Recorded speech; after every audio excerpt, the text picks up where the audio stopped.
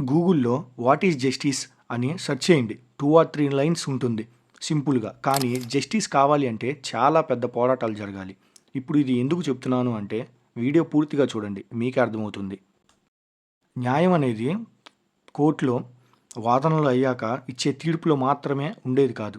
అది ఏదైనా క్రైమ్ జరిగినప్పుడు ఇన్వెస్టిగేషన్ ప్రాసెస్ నుంచి కోర్ట్‌లో సబ్మిట్ చేసిన తర్వాత కోర్ట్ ట్రయల్స్ జరిపి అండ్ ఫైనల్‌గా జస్టిస్ జడ్జి గారు ఇస్తారు. సో, నిజమైన జస్టిస్ కావాలి అంటే చాలా ప్రాసెస్ ఉంటుంది. వెన్ జస్టిస్ హ్యాపెండ్ అంటే ఏదైనా క్రైమ్ జరిగిన తరువాత ఆ క్రైమ్ ఎలా జరిగింది? ఎవరు చేశారు? మోటివ్ ఏంటి? క్రైమ్ చేసిన వాళ్ళ మెంటల్ కండిషన్ అన్నీ తెలుసుకోవాలి. క్రైమ్ సీన్‌లో నార్మల్‌గా క్రిమినల్ అండ్ విక్టిమే ఉంటారు. But police department clues and ఎవిడెన్స్‌తో కరెక్ట్‌గా ఐడెంటిఫై చేసి రియల్ క్రిమినల్ ఎవరు అనేది కనిపెట్టాలి.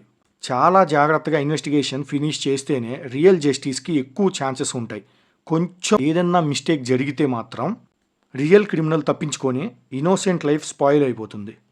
లైక్ ఆయిషా కేస్‌లో జరిగింది. 8 ఇయర్స్ సత్యబాబు అనే అతను ప్రిజన్‌లో గడిపాడు. ఇప్పటికీ అది అన్‌ఫోల్డింగ్ కేసే. రియల్ జస్టిస్‌కి టైం పడుతుంది. బట్ కొన్నిసార్లు ఇన్‌స్టంట్ జస్టిస్ అని పోలీసులు ఎన్‌కౌంటర్ చేయటం వల్ల ఎప్పటికీ రియల్ క్రిమినల్స్ దొరకరు. కోర్టులో వాదనలు అయిన తరువాత ఆయిషా కేసులో సత్యబాబుకి శిక్ష పడిన తరువాత కూడా హీ ఈజ్ నాట్ గిల్టీ అని రిలీజ్ చేశాడు.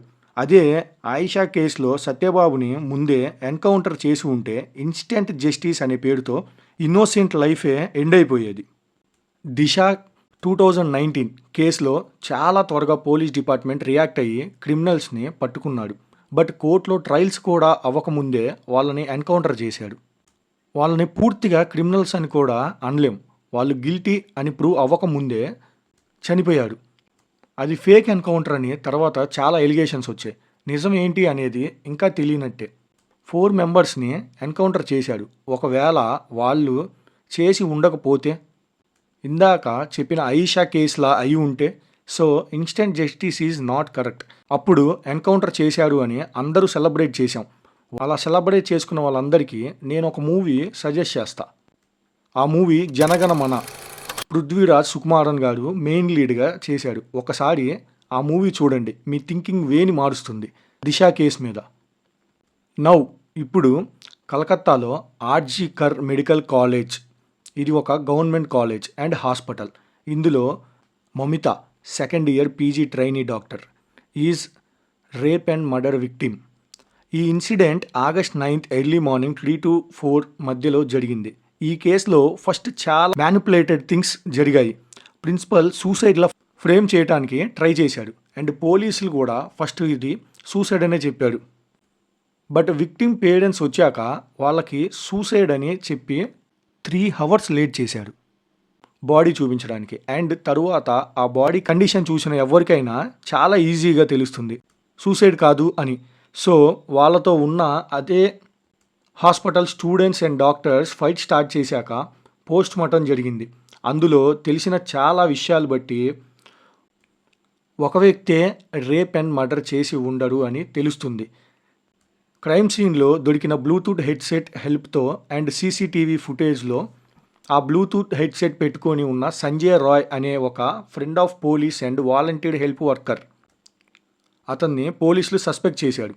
అతను బ్లూటూత్ దగ్గరికి రాగానే ఆటోమేటిక్గా మొబైల్కి కనెక్ట్ అయింది. So he's prime suspect Sanjay Roy. పోలీసులతో సంజయ్ రాయ్ నేనే ఈ తప్పు చేశాను, కావాలంటే చంపేసుకోండి అని అన్నాడు. సో అలా అన్నాడని తనే క్రిమినల్ అని అనుకోకూడదు. He's the one of the criminal అవ్వచ్చు, బట్ అతనితో ఇంకా కొంతమంది ఉన్నారు అని చాలా గట్టిగా డాక్టర్స్ చెప్తున్నారు. ప్రెజెంట్ ఈ కేసు సిబిఐకి ఇచ్చాడు. ప్రొటెస్టులు జరుగుతున్నాయి అండ్ ఇన్వెస్టిగేషన్ కూడా చాలా స్పీడ్గా జరుగుతుంది. బట్ ఎవిడెన్స్ని మాయం చేయడానికి చాలా ట్రై చేస్తున్నారు. వాళ్ళు ఎవరు అనేది మెయిన్. ఆగస్ట్ 18th కొన్ని క్లిప్స్, ఆడియో క్లిప్స్ ఫేస్బుక్లో వైరల్ అయ్యాయి. వాటి బట్టి చూస్తే హాస్పిటల్లో కొంతమంది illegal business like drug mafia and sex racket లాంటివి చేస్తున్నారని విక్టిమ్కి తెలిసింది. సో వాటిని ఎక్స్పోజ్ చేస్తానని విక్టిమ్ అన్నట్టు.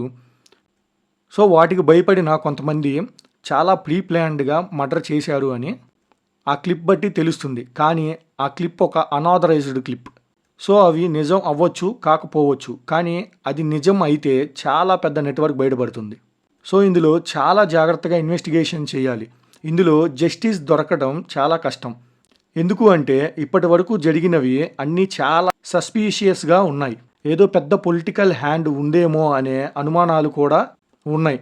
But we hope for a great justice served in Moumita case. ఇలాంటివి మళ్ళీ జరగకుండా పనిష్మెంట్ ఉండాలి. అది ఎంత పెద్దవాళ్ళు అయినా ఇన్వాల్వ్ అయినా ఏమి చేంజ్ లేకుండా అందరికీ సమానంగా జస్టిస్ అనేది ఉంటుంది. బట్ ఆ జస్టిస్, రియల్ జస్టిస్ అనేది చిన్న పెద్ద, ఉన్నవాడు లేనివాడు అనే తేడా లేకుండా జరుగుతుందా లేదా అనేది చూడాలి. ఎవిడెన్స్ ఎంత పర్ఫెక్ట్గా ఉంటే రియల్ జస్టిస్కి అంత పాసిబిలిటీస్ ఎక్కువ ఉంటాయి. ఇక్కడ రియల్ జస్టిస్ కోసం రియల్ పోలీస్ వాళ్ళు నిజాయితీగా వర్క్ చేస్తే every time we're seeing the real justice. Thanks for watching this video. Do subscribe for more videos.